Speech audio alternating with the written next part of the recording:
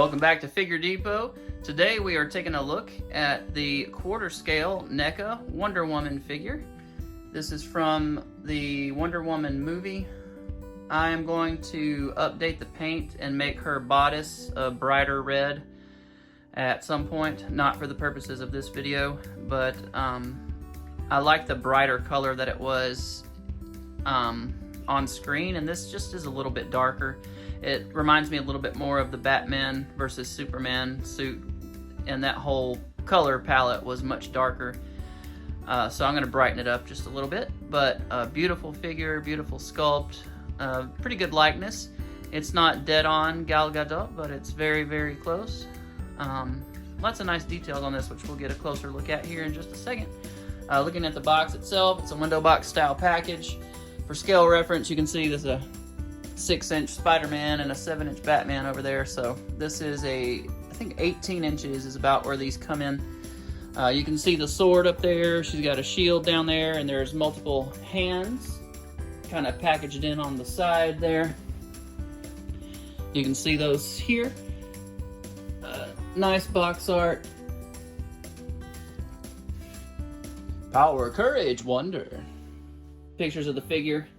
Then on the back is a nice little image there, and kind of reminiscent of the movie posters and stuff. Really nice. Wonder Woman at the top in gold lettering. All these different little quotes from the film and all that good stuff. So yeah, let's look at the other side real quick. Here we have just another picture of Wonder Woman, the figure itself, and then all the things that come with it. You get a wired lasso, you get a shield, you get the God Killer sword, and then she comes with hands, and then you get extra hands for holding weapons and then punching fists and all that good stuff. So let's get her open. So here she is out of the package, looking awesome. I would definitely recommend putting a hairdryer on her for a pretty good while, just to get the joints all nice and loose, because you don't want to snap anything. So the only thing that really stuck on her was one of her feet was pretty tight for the ankle pivot. So I got that thing nice and broke loose, and now we're in good shape.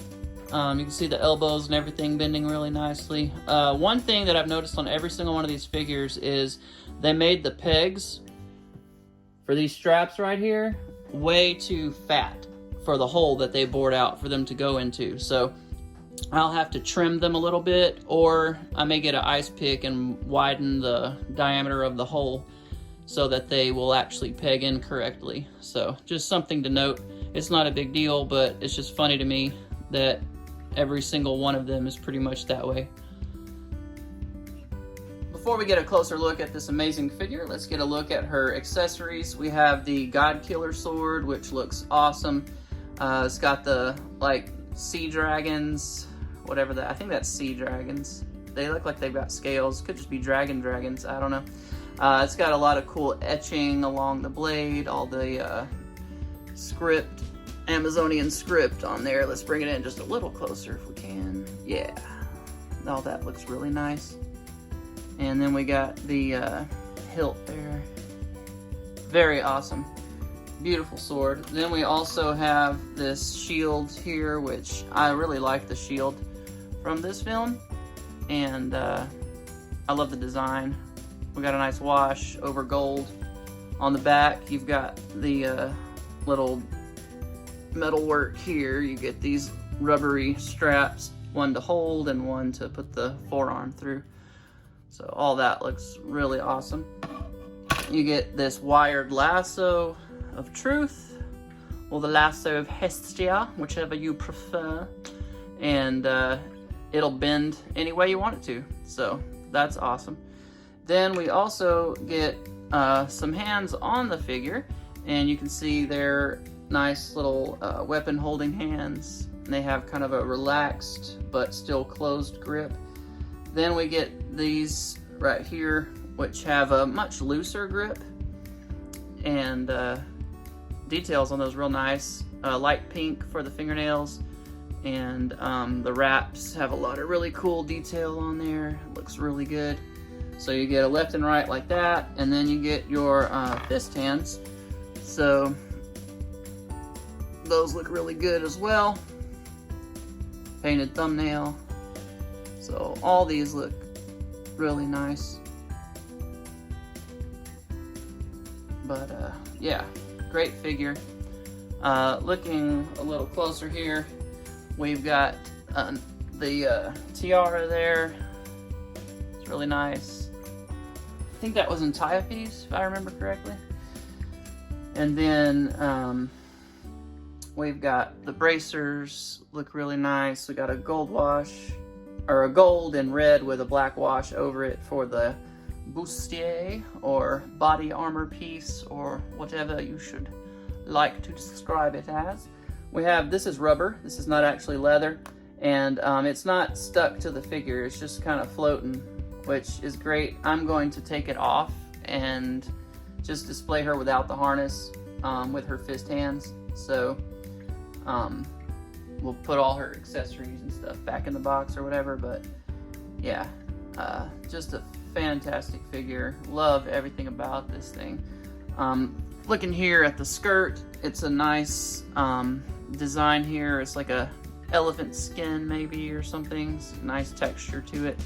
It's a soft, somewhat pliable material. Along the back, there's the skirt, and you can see these injection mold points. I'll probably sand those down, make them a little smoother. They look funny. We got double jointed knees that you can see there, and they did put the strap across there, which is nice. Attention to detail, so I certainly appreciate that. All this on the boots, the texture, the different paint. It's got like a metallic sheen to it. Really nice on the red, and then of course the gold is metallic. And then you can see here, looking at the feet, the little pegs right here are too big to go in the holes. So I'll be trimming those down or opening up that hole a little bit. But yeah, here's the work there, the metal work on her. This is for the lasso to go inside here. Those two pegs pop open, and then you can feed the lasso through there.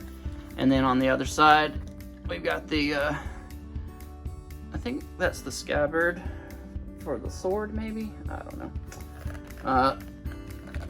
Let's move the head over, and you can see the detail here on the back. It looks real nice. You can see that swivel joint there, or ball joint, whatever that is up inside there. You can see the break.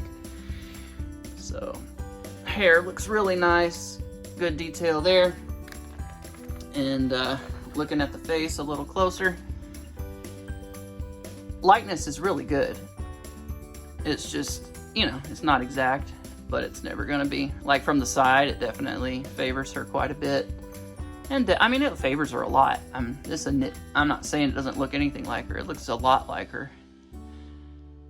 It's actually pretty good. So the blush on the cheeks, all that paint work is really, really nice on the face. I mean, it's just a beautiful figure. And it's a very heavy figure, and my arm is going to collapse. Ah. All right, I'm gonna do a articulation breakdown. So head's on like a ball peg. So you get a little bit of down. Can't really go back because the hair is very stiff because it's so thick. You can see the double jointed elbows. Give you great range on there. Straighten those back out. We get the, arms go out to the side, down, rotate 360. We get the little swivels and hinges here at the wrists. So all of that really consistent with what we see in modern action figures today. We do get swivels here at the greaves, bracers. We get, that may not move. Actually, I think it does move, but this is glued to it, so it basically renders it useless. I think it would have moved before that was all glued down. Legs will kick to there. So really nice range on that kick. Forward. We'll go back really far. They are ratcheted. That's that sound you're hearing. Nice split there. So real nice range out of that. We get double jointed knees. Kick up pretty high. Not all the way heel to butt, but pretty close. As much range as you would need to pose a figure this large anyway. Then the toes point down, point up.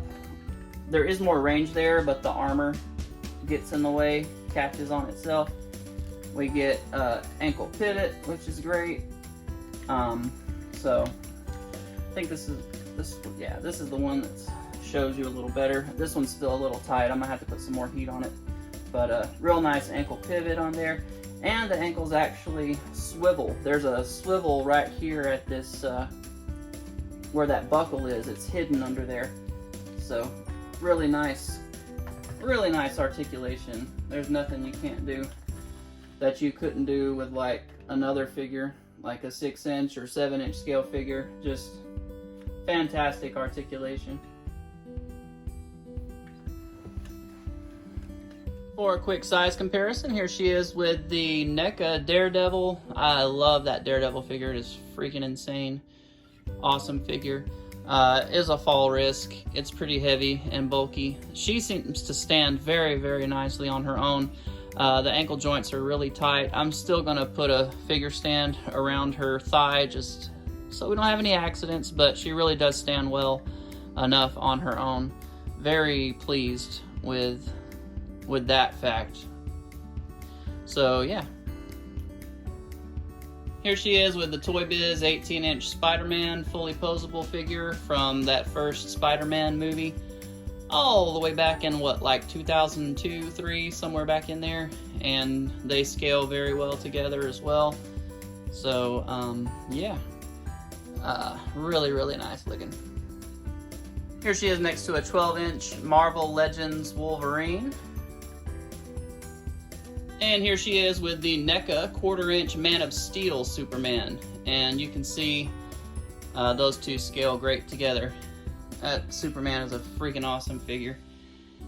Love it. You can see I've customized his figure stand. I've painted the stand gray. I've painted the mast coming up red, and then the clip around his waist blue.